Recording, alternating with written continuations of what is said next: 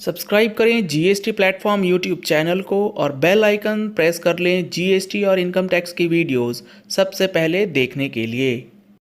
जो है कल इशू किया गया है, जिसके अंदर कुछ स्टैंडर्ड ऑपरेटिंग प्रोसीजर जो है वो ऑफिसर्स को दिए गए हैं और उनको ये बोला गया है कि इन पैरामीटर्स के बेसिस पे अब रिटर्न्स की स्क्रूटनी जो है वो करी जाए और उसके लिए ASMT 10 का नोटिस जो है वो इशू किया जाएगा। अब यहाँ पर कुछ पैरामीटर्स हैं जो कि आपके लिए बहुत ज्यादा इंपॉर्टेंट हो जाएंगे। उस पैरामीटर्स के लिए क्या आपको यहाँ पर वर्क अराउंड करके रखना होगा, इन चीजों को समझना जरूरी है। यहाँ पर आप देख पा रहे हैं उसी सर्कुलर के अंदर एक पैरामीटर दिया गया है, claim of input tax credit in respect of supplies from the taxpayer whose registration have been cancelled retrospective. यानी कि अगर किसी सप्लायर से आपने कोई गुड्स या सर्विसेज लिए हैं जिसका आपने input tax credit claim already कर रखा है और उस पर्टिकुलर सप्लायर का जीएसटी रजिस्ट्रेशन कैंसल हो जाता है रेट्रोस्पेक्टिव इफेक्ट से, किसी भी कारण से ये हो सकता है, तो आपने जो रजिस्ट्रेशन लिया है उसके बाद जो आईटीसी के इनवॉइसेस उसने इशू किया है और उसके बेसिस पे आपने आईटीसी क्लेम कर लिया है, तो वो आपका इनएलिजिबल हो जाएगा, वो आपको आईटीसी नहीं मिलेगा।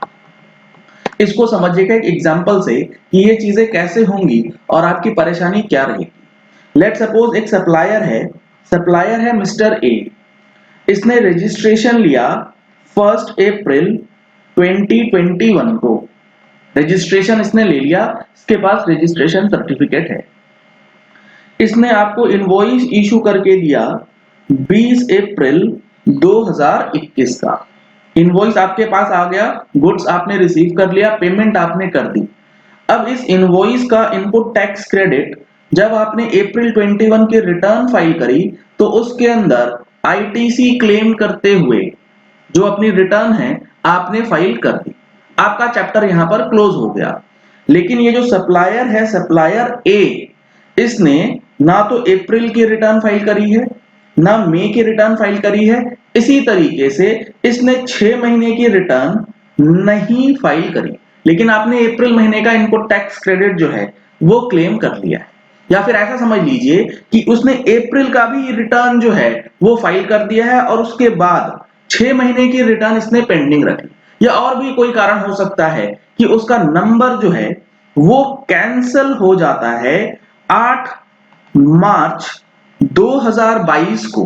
कैंसलेशन ऑर्डर आया 8 मार्च 2022 को विथ इफेक्ट फ्रॉम 1 अप्रैल 2021 या फिर 20 अप्रैल 2021 से पहले किसी भी दिन आपका जो सप्लायर है उसका रजिस्ट्रेशन कैंसिल हो जाता है। अब यहां पर प्रॉब्लम क्या आ सकती है? रजिस्ट्रेशन उसने लिया 1 अप्रैल को और उसका रजिस्ट्रेशन बैक डेट से कैंसिल हो गया 1 अप्रैल के बाद, लेकिन जब उसने इनवॉइस इशू किया उसके पहले डेट से अगर उसका रजिस्ट्रेशन कैंसिल हो जाता है तो क्या सिचुएशन होगी? और दूसरा ये कि आपका जो इनवॉइस है 20 अप्रैल का उसने इशू किया है और उसका रजिस्ट्रेशन जो है वो कैंसिल होता है 20 अप्रैल के बाद, तो क्या सिचुएशन होगी? दोनों सिचुएशन के लिए आपको तैयार रहना है। अगर आपका डेट है 20 अप्रैल का और उसका रजिस्ट्रेशन कैंसिल होता है with effect from a date जो कि 20 अप्रैल के बाद है, तो आपको परेशानी थोड़ी सी कम हो सकती है, क्योंकि आप ये जवाब दे सकते हैं, आपके पास ये ग्राउंड रहेगा कि जब उसने इनवॉइस इशू किया उस दिन उसका रजिस्ट्रेशन एक्टिव है और उसके बाद के डेट से है वो रिट्रोस्पेक्टिव। लेट्स सपोज उसका रजिस्ट्रेशन कैंसिल हो जाता है 22 अप्रैल से, तब आपकी परेशानी थोड़ी सी कम होगी, लेकिन परेशानी फिर भी रहेगी। डिपार्टमेंट को ये चीज समझाना पड़ेगा। लेकिन परेशानी ज्यादा तब आ जाएगी जब उसका रजिस्ट्रेशन आपके इनवॉइस डेट से भी पहले, यानी कि मान लेते हैं 10 अप्रैल से उसका रजिस्ट्रेशन बैक डेटेड जाकर के कैंसिल हो जाता है।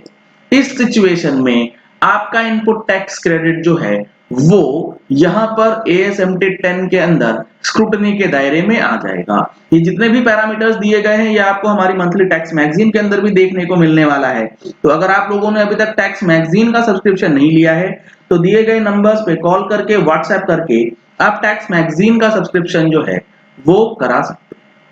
इसके अंदर जो डिटेल्स बातें लिखी गई हैं यहां आप देखेंगे तो in case of retrospective cancellation of registration, अगर किसी सप्लायर का रेट्रोस्पेक्टिव इफेक्ट से कैंसिल होता है, the recipient is not entitled to claim input tax credit in respect of invoices or debit notes issued after the effective date।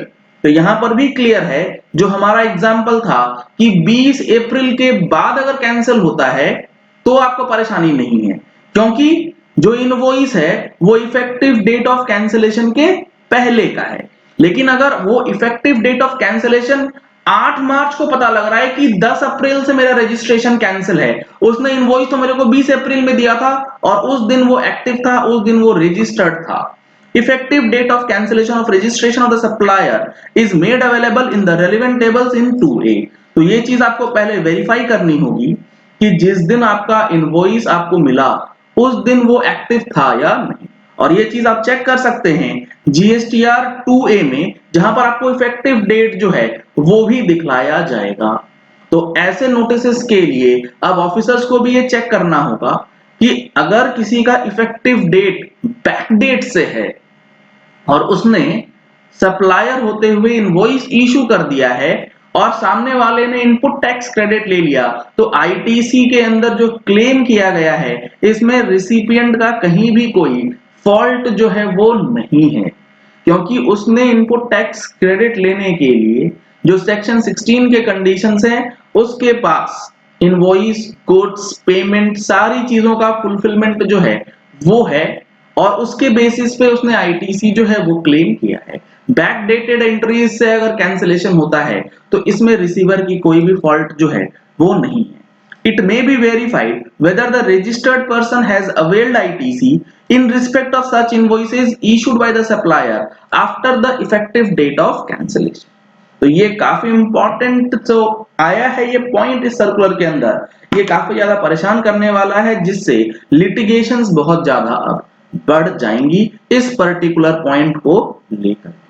चलिए इस video को यही एंड करते हैं। आशा करते हैं कि आपको ये चीजें क्लियर हो गई होंगी कि अगर आपने किसी ऐसे सप्लायर से माल खरीदा है जिसका रजिस्ट्रेशन बैक डेट में कैंसिल हुआ है और आपका इनवॉइस उस डेट के बाद का है, तो आपको परेशानी किस तरीके से आई। अगर आपने हमारे चैनल पे फर्स्ट टाइम ट्यून इन किया है तो चैनल को सब्सक्राइब करने के लिए नीचे दिया गया रेड कलर का सब्सक्राइब बटन प्रेस कर लीजिए, साथ में जो बेल आइकन है उसे प्रेस कर लीजिएगा ताकि वीडियोस की नोटिफिकेशंस आप तक रेगुलरली पहुंचती रहें। Thank you and have a nice day. Subscribe करें जीएसटी प्लेटफॉर्म यूट्यूब चैनल को और बेल आइकन प्रेस कर लें जीएसटी और इनकम टैक्स की वीडियोस सबसे पहले देखने के लिए।